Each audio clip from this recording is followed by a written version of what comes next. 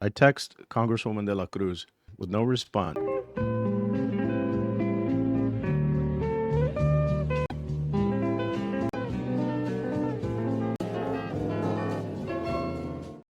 Just wanted to start my Friday this morning to address what's, I would just say, is disturbing. These mailers that are going out to everybody in the community, overload of mailers by my opponent, Sarah Hammond. But what's new on them is it's what I've known, but now they've put it into writing that she's being endorsed by Congresswoman Monica de la Cruz. She has injected herself into this discussion, and I want to talk about my attempt to communicate with her and to express just extreme disappointment, not of the endorsement. It's more to do with that Sarah's previous statements regarding abortion, that she wants to expand them. Sarah's previous statements regarding gun control, that she wants to limit people to 2 guns, most people. You need to go to a doctor. There needs to be, you need to be over 21, not 18. There's Not no 18, need definitely. for an 18-year-old to No have a What are you gun. gonna like? Not even 21. I would think 25. Yes. Yes, Kinda like even your older than insurance. 21. Yeah. Kind of like yes. Yeah, you can't get insurance for a kid because they don't want to sell you insurance. Yeah. Right? Yeah. Because they increase it super high, or you can't get a kid on insurance. Yeah. Take away AR-15s and raise the limit. And we'll have the links there. That's already water under the bridge. The links will be there for you to review. Maybe there should just be a limit of 2 guns per person, right? A shotgun and a pistol. Use of a gun that's going to kill a lot of people. Like an an automatic like an ri- automatic. rifle. Why are they even selling those? I know. Yes, It's the extreme disappointment that Congresswoman de la Cruz, a purported conservative, a purported champion for life, says these things. However, she is endorsing someone we don't, that because we believes don't the have exact pro-choice. opposite. The question is, what does endorsement even mean? Let's get to the basics of the definition. You're signing your name to someone. We understand the basics, but I really want to hammer this point home. You're signing your name next to someone, and you're adopting their belief system. And so I've pointed it out, and I took the high road. I really did. I text her with no response. I text Congresswoman de la Cruz. There's no possible way that you could have known that she said these things about abortion. How could you possibly endorse someone knowing that she has said these things about abortion? So I took the high road, fully expecting that she would acknowledge, well, I didn't know. I didn't know she was for abortion. I didn't know she had these crazy positions about guns, which are just the exact opposite of the Republican platform. Forget House District 41 on the larger scale to her congressional race, and even on the larger scale on a national scene. These are antithetical to the Republican Party. So I want to talk about that today because these mailers go out, things along the lines of the strong conservative we need on a mission to defend our values, endorsed by Congresswoman Monica de la Cruz. Okay. And again, my race and Congresswoman shouldn't have anything to do with each other. However, she's just injected herself into this. So now I feel like I need to address both of them because apparently they believe the same thing. So I will. This is not a conservative that we need, like the mailer says. This is not. This goes against the party ethos, and this goes against really the morals and the values of District 41.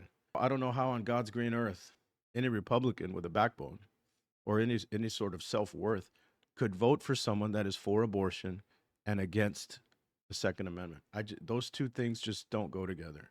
And there's nothing wrong with having those views. I disagree with them 100%, but we live in a free nation. You can have those views. You're just in the wrong party. On the Democrat side, I would say that her positions are even to the left of Sebi Haddad. For sure, her gun views are to the left of even Beto O'Rourke of the senatorial campaigns that he's run of fame, that he was promising to take away your AR-15s and promising to clamp down on guns. Her positions are even to the left of that. So I don't know how Congresswoman de la Cruz could continue to endorse. Let me just say this. I'm not a big deal. I don't pretend to be. I have my message. I think it's grown. I've texted Congresswoman de la Cruz. I don't expect a response. Hopefully, there's someone within the sound of my voice, someone in this audience that might be able to share this message with her. It's against our party. It's not a slap in the face to me. I can handle these things. It's a slap in the face to the entire region, all Republicans. And really, this gets to the larger issue. This is the reason. This is the reason for a robust primary. This is good. This process is good. The best candidate goes forward. The shame in all of this is that Congresswoman de la Cruz did not draw a primary opponent. And so maybe that's the reason. Maybe she's gearing up for a discussion with what is expected to be Bobby Pulido, friend of mine. I know Bobby. He's a decent guy. I can promise you that he's going to point these things out. He's smart enough to know what I know. He will point these things out. Such hypocrisy that's staring us all in the face. So if you guys were looking for a candidate that is not supposed to talk about the things that all of you whisper to, you got the wrong guy. Because I'm going to speak boldly to these things. It's the career that I've made. It's the person that I am. No, we don't, because we don't have pro-choice. Men made that. Sarah, I regret to inform you that's not the law of Texas. And I have every intention of making it even stronger. Is it your intention in the issue of rape or incest that you plan on changing that law? Because that is contrary to existing law. The only exception, the life of a mother is at risk. And really what is at the bottom of it all is sincerity. My words are true. This is extreme disappointment to all of us. So with respect, I must point out this hypocrisy. The links will be there for the world to see, unedited. And this is just really unfortunate. I can promise you the primary process is better. These hypocritical views and statements would not come out. And really, if anything, all she's done is guaranteed a primary opponent, not in 2 years, literally the day after the general election. I'm sure that will be announced. Happy Friday. Happy Friday to everybody. I want to talk about my endorsements. I want to talk about the things that are important to me. Because the truth is, I don't want Congresswoman de la Cruz. I don't want her endorsement. She's exposed herself to have views that are 100% the opposite of mine. And so I would rather have the men and women of law enforcement, the sheriff's department. I would rather have the wives of the Border Patrol and of the agents themselves that are stepping forward. I would rather have those people, sincere people that share my belief system. I would rather have the neighbors here on the block that are pro-life. I would rather have the people that I walked with in the March for Life that are unapologetically and boldly pro-life. I would rather have the people that support the NRA and that are happy that I've received the highest possible grade of a very wonderful organization, an AQ rating.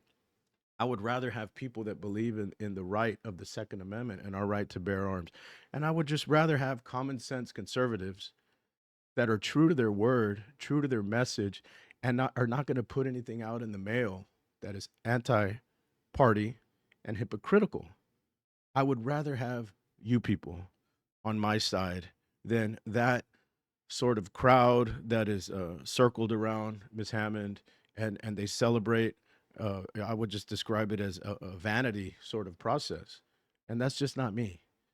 So I'm going to get back to work today. I'm working on a proposal to protect the men and women, our federal agents. I've put forward a new proposed bill. I'm doing real work.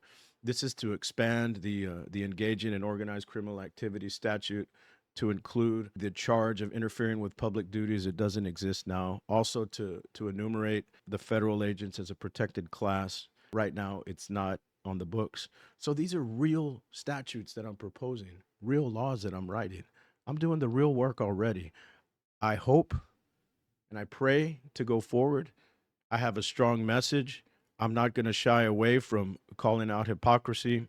When I say I'm going to fight to the gates of hell for the unborn child, it's even to have a difficult discussion and to call out a congresswoman for her absolute hypocrisy. Happy Friday. No court today. There's 20 business days in the month.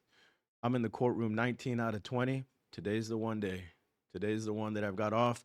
I'm going to finish my coffee. We'll be on the street. We're going to pick up some signs that the wind kind of exploded over and then just be doing some office work. I will have that draft proposal. Happy to do another video to detail it's something I'm really proud of. It's going to be the merging of a federal and state statute And I can promise you, Governor Abbott will put this into law. SergioForTexas.com.